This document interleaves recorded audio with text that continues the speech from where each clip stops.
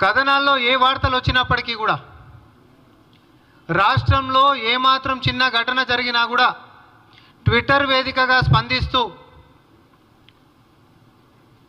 అది పాఠశాలలో పిల్లలకు సంబంధించినటువంటి ఏదైనా కలుషిత ఆహారమైనా లేకపోతే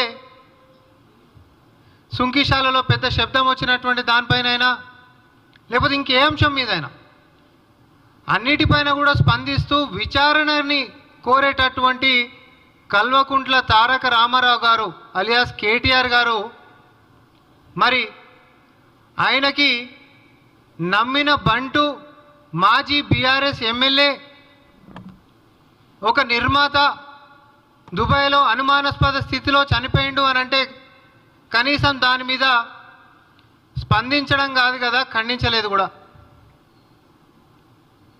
మేము ఒకటే అడుగుతా ఉన్నాం, చనిపోయినటువంటి కేదార్ సెలగం శెట్టి కేటీఆర్ గారు మీకు పరిచయమా కాదా? పరిచయం ఉన్నాడా లేడా? ఇది ఒకటి. ఈ మరణించినటువంటి కేదార్ మరి పోయిన సంవత్సరము రాడిసన్ డ్రగ్స్ కేసులో A4గా ఉంటున్నటువంటి వ్యక్తి అని చెప్పి నేను ఒకసారి మళ్ళా గుర్తు చేస్తా ఉన్నా. మనకు తెలుసు డ్రగ్స్ వ్యవహారం అయి ఉంటున్నటువంటి దాంట్లో A4గా ఉంటున్నటువంటి కేదార్ మరి దుబాయ్లో అనుమానాస్పద స్థితిలో చనిపోతే అక్కడ కేటీఆర్ గారికి సంబంధించినటువంటి నమ్మిన బంటులాగా వ్యవహరించేటటువంటి ఒక మాజీ ఎమ్మెల్యే అక్కడ ఉన్నాడని చెప్పి వార్తా కథనాలు వస్తుంటే దీని ఒక తీవ్రమైనటువంటి విమర్శ కిందికి ఒక అనుమానం కిందికి తీసుకొని స్పందించాల్సినటువంటి కేటీఆర్ ఇప్పటివరకు స్పందించకపోగా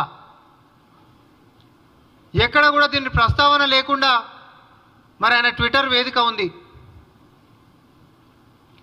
నేను ఒకటే అడుగుతా, ఇక్కడ డ్రగ్స్ కేసులో A4 లాగా ఉన్నటువంటి కేదార్ దుబాయ్లో అనుమానాస్పద స్థితిలో నీకు సంబంధించినటువంటి వ్యక్తులు అక్కడ ఉంటున్నప్పుడు చనిపోయినటువంటి సందర్భంలో మీరు దీన్ని ఖండించడంతో పాటు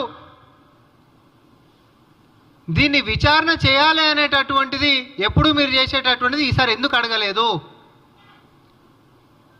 ఈ అనుమానాలకి తావిచ్చేటటువంటి దానికి ఫుల్ స్టాప్ పెట్టాల్సినటువంటి బాధ్యత మీరు నిజంగానే కడిగిన ముత్యమేగిటైతే మీ పార్టీకి అక్కడ కేదార్ మరణించినప్పుడు అక్కడ మీకు సంబంధించినటువంటి వాళ్ళు ఎవరు లేకపోతే మీరు కాకుల లెక్క కాదు హంసల లెక్కన గిట్ట ఉంటే ప్రభుత్వాన్ని విచారణకి కోరండి, మేము మీకు సహకరిస్తాము.